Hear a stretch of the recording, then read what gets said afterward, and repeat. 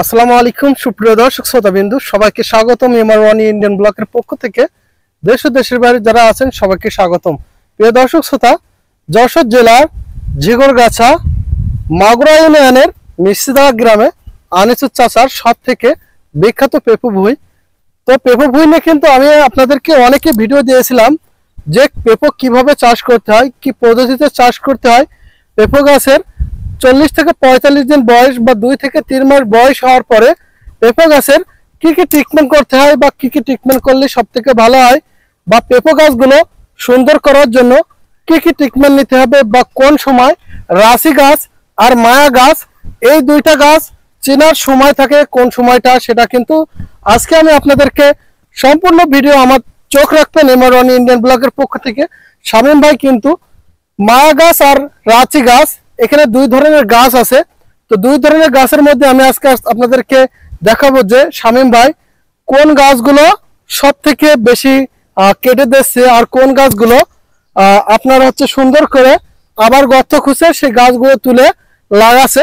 তো দুইটা গাছের ভিতরে কিন্তু পার্থক্য আছে। পেঁপে গাছের ভিতরে মায়া গাছ, মদ্দা গাছ যাকে বলা হয় রাশি গাছ, এই রাশি গাছগুলো কিভাবে চিনবেন বা কিভাবে চিনলে সব থেকে ভালো হবে বা গাছ নষ্ট হওয়ার কোনো সময় থাকবে না বা নিশ্চিত থাকবেন।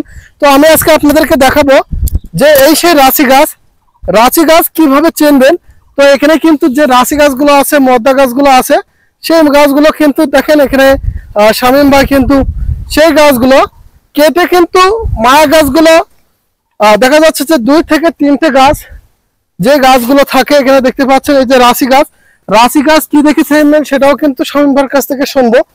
এই যে ফুলগুলো আছে, এই ফুলগুলো দেখতে পাচ্ছেন, এই যখন এই ফুলগুলো আসবে সেগুলো হচ্ছে রাশি গাছ মানে মদ্দা গাছ।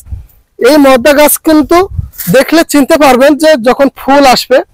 তো এখানে দেখতে পাচ্ছেন আজকে আমি শামীম ভাইয়ের কাছে শামীম ভাই কিন্তু এই গাছ তুলছে, কিভাবে তুলছে এখানে আমি সেইভাবে দেখাবো।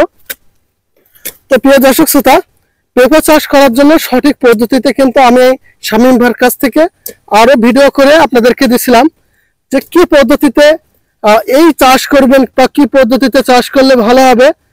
তো এখানে দেখতে পাচ্ছেন যে শামীম ভাই কি পদ্ধতিতে কিন্তু সে গাছগুলো সুন্দর করে চাক করে এই গাছগুলো কিন্তু দেখেন কিভাবে মারছে, মারার পরে সে কিভাবে লাগায় সেটাও কিন্তু অবশ্যই আপনাদেরকে দেখতে হবে। তো প্রিয় দর্শক শ্রোতা বিন্দু, এখানে কিন্তু শামীম ভাই যে পদ্ধতিতে কিন্তু গাছগুলো কাটলে এই যে মায়া গাছ, এই মায়া গাছগুলো এইভাবে সুন্দর করে এখানে দেখতে পাচ্ছেন এই যে পাশেটা, এই যে নিরেনটা দিয়ে সুন্দর করে কিন্তু চাক করে মানে এই যে পা দিয়ে এখানে সুন্দর করে যদি নরম আছে মাটি, এই চাকগুলো যদি পা দিয়ে সুন্দর করে দবাই না করে নেন তাহলে কিন্তু এরকম সুন্দর চাক হবে না। তো অবশ্যই আপনারা যারা চাক তুলবেন বা যে সময় তোলার সময় হবে সেই সময় কিন্তু অবশ্যই খেয়াল রাখতে হবে যে কি পদ্ধতিতে এই গাছগুলো তুলে যে জায়গাটায় গাছ মারা যাবে সেই জায়গাটায় কিন্তু সুন্দর করে পুঁততে হবে। তো আমি আজকে আপনাদেরকে দেখাবো যে এই গাছগুলো দেখেন প্রতিটা গাছ কিন্তু আছে, তো এই জায়গাটায় কিন্তু গাছ নেই। তো এখানে দেখতে পাচ্ছেন শামীম ভাই কিন্তু যতটুকু পরিমাণ গাছ লাগাতে হয়, কোথায় কতটুকু ভাবে লাগালে সব থেকে ভালো হবে, এই জায়গাটা ফাঁকা আছে।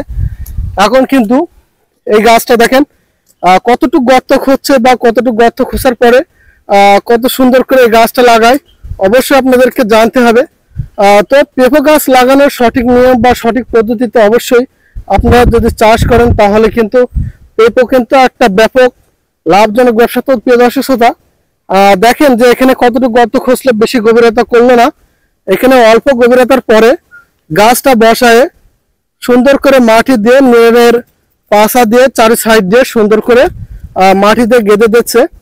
এই গাদার পরে একটু মাটি উপরমুখে দিতে হবে, বেশি গর্ত করে দিলে অবশ্যই গাছ মরে যাওয়ার সম্ভাবনা বেশি থাকবে।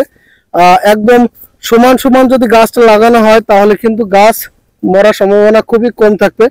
তো প্রিয় দর্শক শ্রোতা, সঠিক পদ্ধতিতে বা সঠিক নিয়মে আপনারা কিভাবে চাষ করবেন সেটা কিন্তু অবশ্যই আপনাদেরকে জানতে হবে। তো এখানে দেখেন এই যে রাশি গাছ আর মায়া গাছ, সেই গাছগুলো কিন্তু এখন কেটে ফেললে। এখানে 3টা গাছ ছিল, এই 3টে গাছ রাখার কারণ কি সেটাও কিন্তু আপনাদেরকে আমি বলেছিলাম যে এক জায়গায় 3 থেকে 4টা গাছ যখনই রাখবেন অবশ্যই আপনাদের খেয়াল রাখতে হবে